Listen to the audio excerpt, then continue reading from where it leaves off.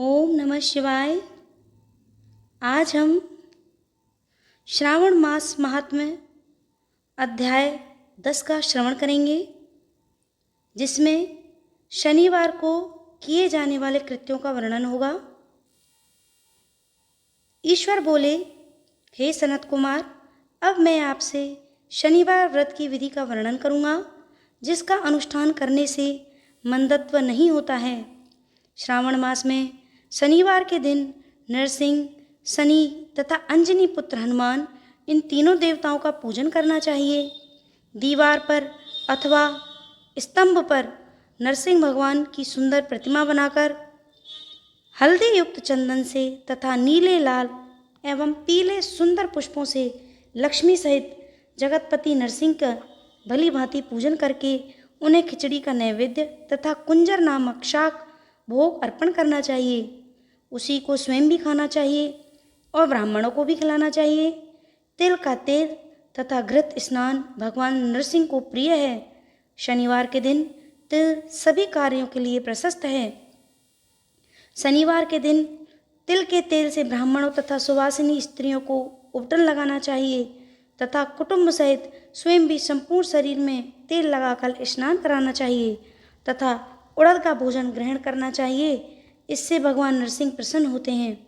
इस प्रकार श्रावण मास में चारों शनिवारों में इस व्रत को करना चाहिए।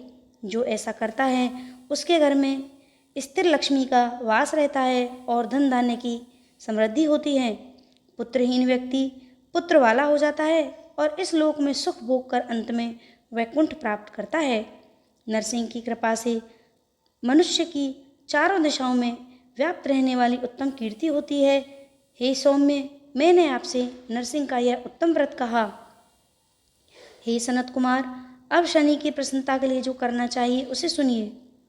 एक लंगड़े ब्राह्मण और उसके अभाव में किसी ब्राह्मण के शरीर में तिल का तेल लगाकर उसे उष्ण जल से स्नान कराना चाहिए और श्रद्धापूर्वक नरसिंह के लिए बताए गए अन्न अर्थात खिचड़ी उसे खिलानी चाहिए। उसके बाद तेल, लोहा, काला तिल, काला उड़द, काला कंबल प्रदान करना चाहिए। इसके बाद व्रती यह कहे कि मैंने यह सब शनि की प्रसन्नता के लिए किया है, शनिदेव मुझ पर प्रसन्न हो। इसके बाद तिल के तेल से शनि का अभिषेक कराना चाहिए। उनके पूजन में तिल तथा उड़द के अक्षत चावल प्रशस्त माने गए हैं। हे मुनि, अब मैं शनि का ध्यान बताऊंगा, आप ध्यान पूर्वक सुनिए।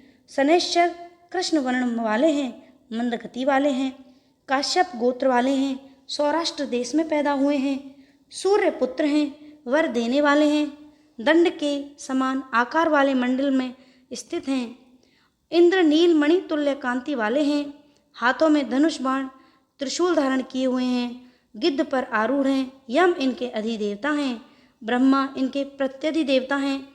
ये कस्तूरी अगुरु का गंध तथा गुग्गल का धूप ग्रहण करते हैं। इन्हें खिचड़ी प्रिय है। इस प्रकार ध्यान की विधि कही गई है। इनके पूजन के लिए लौहमयी सुंदर प्रतिमा बनानी चाहिए।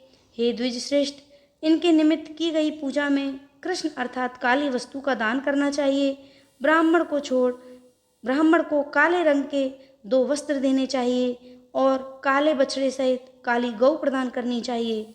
विधि पूर्वक पूजा करके इस प्रकार प्रार्थना तथा स्तुति करनी चाहिए। आराधना से संतुष्ट होकर जिन्होंने नष्ट राज्य वाले राजा नील को उनका महान राज्य प्रदान कर दिया, वे शनिदेव मुझ पर प्रसन्न हो।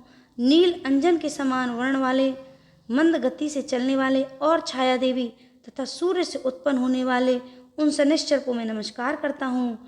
मंडल के कोण में स्थित आपको नमस्कार है। पिंगल नाम वाले आप शनि को नमस्कार है। हे देवेश, मुझ दीन तथा शरणागत पर कृपा कीजिए। इस प्रकार स्तुति के द्वारा प्रार्थना करके बार बार प्रणाम करना चाहिए। 3 वर्णों ब्राह्मण, क्षत्रिय, वैश्य के लिए शनि के पूजन में शन्नो देवी इस वैदिक मंत्र का प्रयोग किए बताया गया है। शूद्रों के लिए पूजन में नाम मंत्र का प्रयोग बताया गया है। जो व्यक्ति दत्तचित्त होकर इस विधि से शनिदेव का पूजन करेगा, उसे स्वप्न में भी शनिदेव का भय नहीं होगा। हे विप्र, जो मनुष्य श्रावण मास में प्रत्येक शनिवार के दिन भक्ति पूर्वक इस विधि से व्रत को करेगा, उन्हें शनिश्चर के द्वारा लेश मात्र भी कष्ट नहीं होगा। जन्म राशि से पहले, दूसरे, चौथे, पाँचवें, सातवें, आठवें, नौवें तथा 12वें स्थान में स्थित शनि सदा कष्ट पहुंचाता है। शनि को शांति के लिए शमाग्नि इस मंत्र का जप कराना बताया गया है। उसकी शांति के लिए इंद्र नीलमणि का दान करना चाहिए। हे सनत कुमार, इसके बाद अब मैं हनुमान जी की प्रसन्नता के लिए विधि का वर्णन करूंगा। हनुमान जी की प्रसन्नता के लिए श्रावण मास में शनिवार को रुद्र मंत्र के द्वारा तेल से उनका अभिषेक करना चाहिए। तेल में मिश्रित सिंदूर का लेप उन्हें समर्पित करना चाहिए। जपा कुसुम की मालाओं से, आग धतूर की मालाओं से, मंदार पुष्प की मालाओं से, बटक बड़ का पेड़ के नैवेद्य से तथा अन्य उपचारों से यथाविधि अपने सामर्थ्य अनुसार श्रद्धा भक्ति से संयुक्त होकर अंजनी पुत्र हनुमान जी की पूजा करनी चाहिए। इसके बाद बुद्धिमान को चाहिए कि हनुमान जी की प्रसन्नता के लिए उनके 12 नामों का जप करें।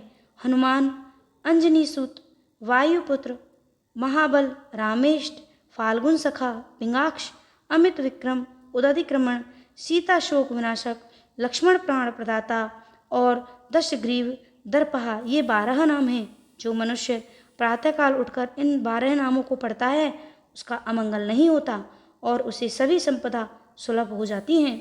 इस प्रकार श्रावण मास में शनिवार के दिन वायुपुत्र हनुमान जी की आराधना करके मनुष्य वज्र तुल्य शरीर वाला, निरोग तथा बलवान हो जाता है।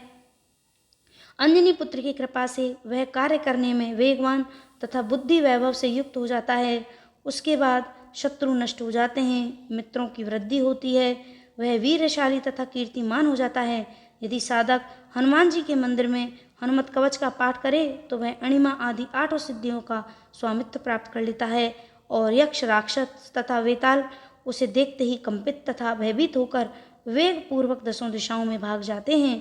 हे सत्तम, शनिवार के दिन पीपल के वृक्ष का आलिंगन तथा पूजन करना चाहिए। शनिवार को छोड़कर अन्य किसी दिन पीपल के वृक्ष को स्पर्श नहीं करना चाहिए। शनिवार के दिन उनका आलिंगन सभी संपदाओं को प्राप्त कराने वाला होता है।